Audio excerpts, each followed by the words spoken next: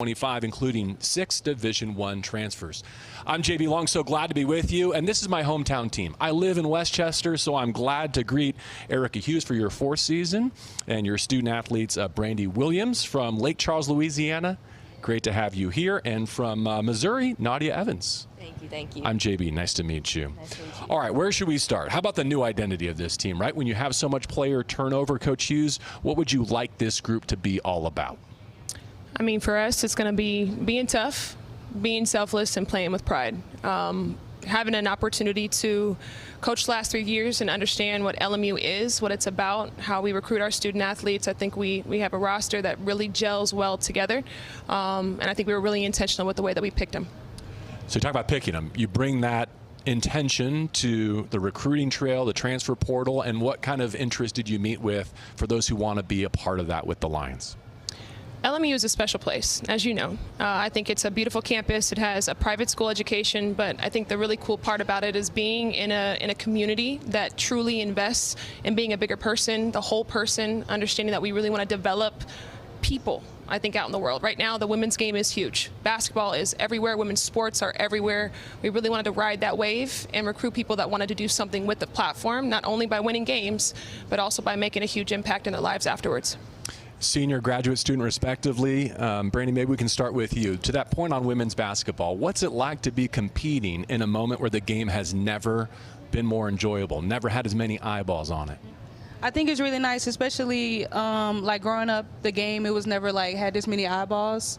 But I think now that it growed and it got better, I feel like it's really nice to be like, especially still here playing basketball on the college level. I feel like it's really nice being able to like inspire other people. Why LMU? Given what Coach just said, what appealed to this opportunity for you individually? Why LMU? I feel like because of Coach A, I feel like she showed me like that there's more out there in the world, especially like having a head coach like her, for example. Like she cares about me like more than just like Nadia say, more than just like a basketball player. And I feel like that's what most people should like look for whenever they choose for a school. So I feel like that's why I chose LMU. Nadia, as a graduate student, as a leader of this team, what can you say about the roster that's been assembled and the challenge you're going to face in 24-25 in the WCC? You know, it's a lot of new faces. We're all trying to work together, but I think we have a fun, hard-working group, and, you know, we work together, and I think it'll be fun. These are the days, right? I mean, this is where the weightlifting, the training, the conditioning that you pour in produces the results eventually. How's that all coming together? I'm just really proud of the way that we've been attacking practice and even attacking the weight room because, you know, not a lot of people like to be in the weight room, but I think we really take it and we attack it and we have so much fun. Your weight room has this great indoor-outdoor flair, though. I wish my 4-year-old was here. He's gone to preschool at LMU, and every time I pick him up, it seems like there's a team in there. Oftentimes, he's probably seeing you. What about that sweat equity that goes into a season? How confident are you that's going to pay off? I think, you know, you work for, you know, you put in what you get out what you put in. So I think, you know, us working hard day in, day out, we're trying to stack days and keep growing. And I think, you know, the product will be out there. Coach Hughes, one thing I didn't hear you say, correct me if I'm wrong, but there's shots to be had, right? You lose your top 8 scorers from last year. Was that a selling point that someone can come in and make an immediate impact, not just on the culture, but on the box score? Yeah, absolutely. I think you have someone shooting 40% all time right here to the right, and then 36% from the 3, both of them, both lead guards, people that have made big shots for their teams. Understanding that our 1 and 2 were really big replacement pieces for us last year. So absolutely, an opportunity was there for anybody that wanted to replace kind of what we graduated last year. Besides their shooting percentages, what can you say about each one of these young women? Competitors, straight competitors. When you put the ball out on the floor, I think they're wondering, what's the score? What do we have to do? Who's going to win? Is there a winner or a loser? You can't teach that, and both of them bring that out on the floor for us. And like I said, with their experience, it makes a huge impact on some of those younger players that are working their way into the rotation. Brandy, what did you go to work on in your own game this summer, this offseason? Ooh, a lot. I feel like I'm working on my 3, especially like pushing my range back out more and stuff like that, and also creating for others. What's one thing you wish you knew at the outset of your college career that you're definitely aware of now as your college days dwindle? I feel That's a great question. Honestly, that there's more out there in the world, especially for me, like being from Louisiana, you know, you never really see stuff like this. So coming all the way out here is definitely that there's like more things out there for you. Had you been to LA or California before? No, I never been out here. Okay, before that first trip Yeah. to LMU. I feel like it's time to plug it. Your clothing brand. Give us the high-level overview first, and then we'll talk more specifics about how people can get their eyes on it. All right, so my clothing brand is called Born From Scratch. I came up with it just because I feel, especially like where I come from, I had to learn like a lot of stuff like basketball, like anything I ever wanted to do, I had to learn from scratch, and that's kind of how I came up with it.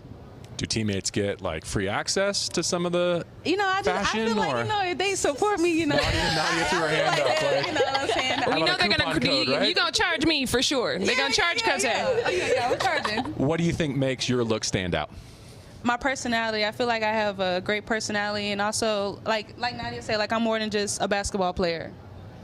Where do you think of as home now that you've been to LA and California? Does it fit? Oh, I do. I think Cali looks good on me.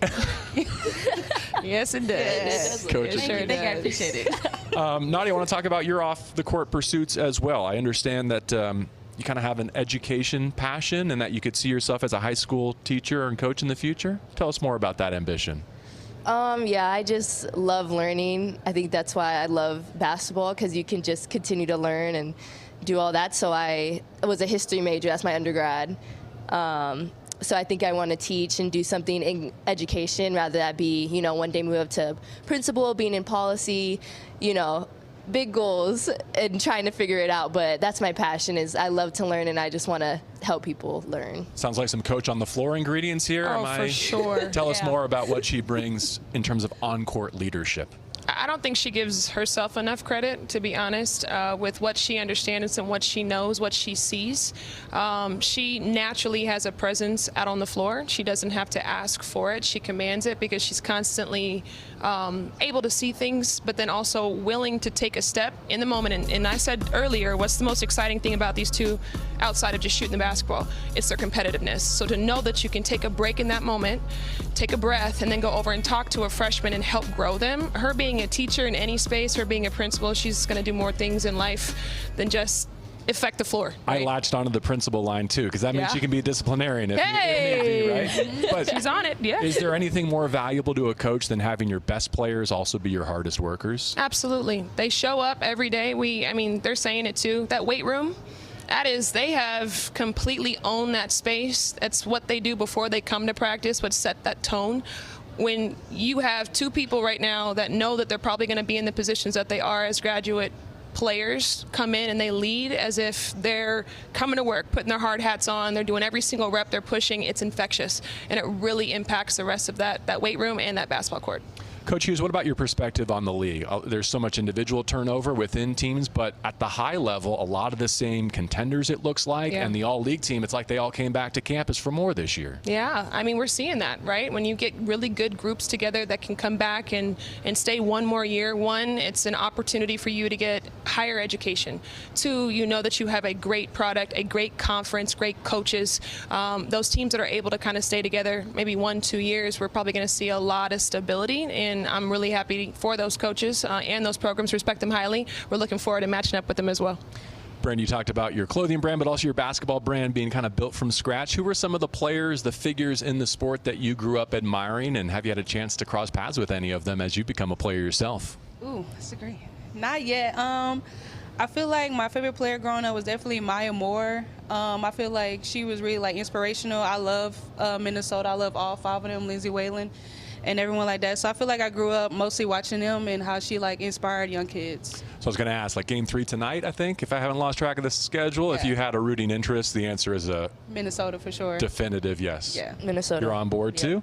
How about you? While I ask Nadia as well, like basketball figures that you admired across the sport that influenced you in your game? I think my favorite player of all time is Kobe. So watching up Kobe Bryant, just love his work ethic. And, when it comes down to who's taking the last shot, I mean, I hope it's me, but it might me and B-Dub might have to fight this year for it. Well, that must be poignant to be in Los Angeles then, because there's so many corners you turn and there's a Kobe mural just waiting for you right around the corner. Have you been exposed to some of that? Yeah, one of the first things I had to do was go to crypto, because I've been to LA before, but I haven't been since they built the statue. So I had to go and take pictures of it, and it was a really cool moment. Coach Hughes, you have time at USC, right? So you've been ingrained in the basketball culture of Los Angeles for a long time. How about this moment in Southern California right now, whether it's Juju at SC, the professional teams, the new arena in Inglewood? There's a lot of good basketball going on across the landscape. It's awesome, and we see it in phases, right? Where you're in certain pockets of the world. We have kind of those staple pieces in women's sports, but really to see the talent in the hotbed, and a lot of those LA players choose to stay here in LA. Juju being probably, the biggest name right now outside of Kiki Rice over at UCLA, and I know she's coming from the East Coast, but just knowing that they're really bringing that competition.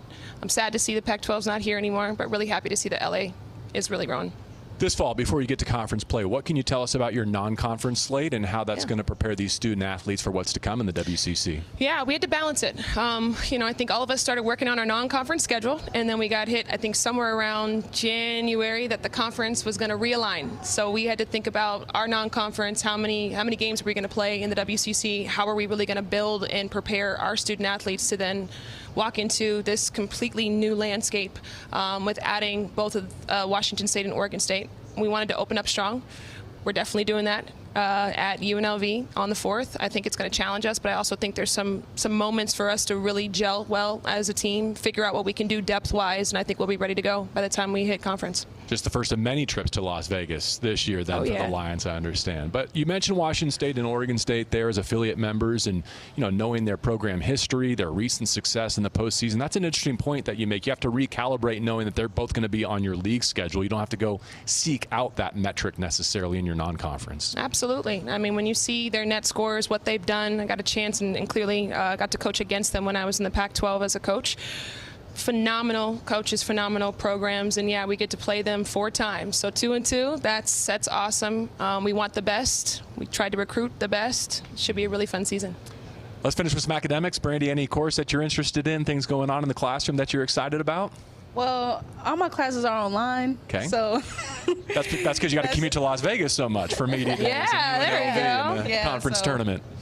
Yeah, they all online, so I really wouldn't know.